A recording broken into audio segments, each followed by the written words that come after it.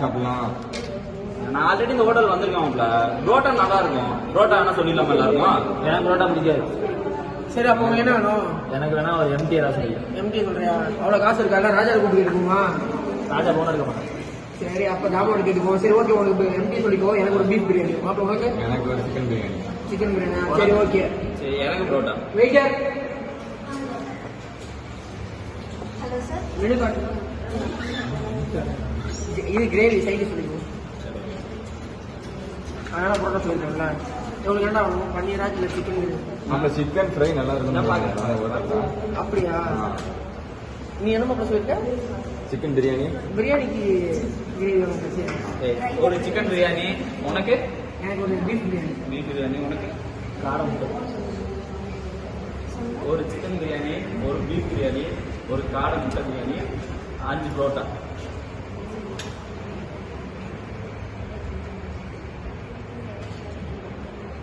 அப்புறம் ஒரு of grill, ரெண்டு ஆம்லெட், ஒரு கலக்கி, ஒரு குழம்பு கறி. ஐஸ்கிரீம் ஏதாவது சொல்லுவோமா? ஒரு மொஜிட்டோ ஜூஸ். சாப்பிட்டு ஜூஸ் சொல்லுவோம். எனக்கு ஒரு ரோஷன் இருக்கு. எனக்கு ஒரு கொல்லுடா. ராயல் கொல்லுடா போட்டுருங்க. சாதா கொல்லுடா. சரி, இவ்வளவு ஆர்டர் பண்றியா? காசு வச்சிருக்கியா? அதான் தாமூருக்கு டீச்சர்ஸ்ல வாங்கிட்டாங்க. அவங்க நன்மை போட்டுருவான். வேற ஏதாவது மெயின் கோர்ஸ் இருக்கா சார்? மெயின் கோர்ஸ் தான் சொல்லியாச்சு. இந்த 10 மினிட்ஸ் எனக்கு மேம். சொல்லுங்க மேம். எங்கள் ரைஸ் ஒரு மூணு ரைஸ் ஒன்று, அப்புறம் ஒரு வெஜ் ஃப்ரைட் ரைஸ் ஒன்று, வெஜ் ரைஸ் சார். ஒன்று, அப்புறம் ஒரு சிக்கன் பிரியாணி ஒன்று, சிக்கன் ரைஸ் ஒன்று. கிரேவி யார் எடுத்துருந்தீங்க? இப்போ சிக்கன் ஒன்று.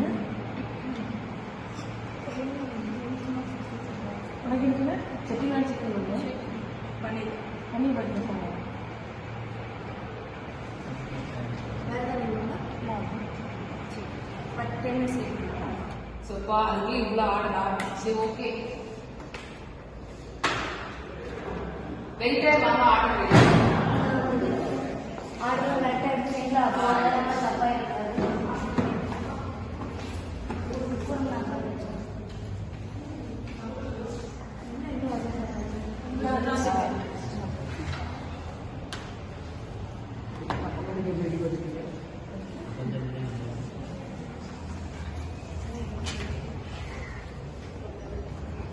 இந்தாங்க சார் உங்கள் ஆர்டர்.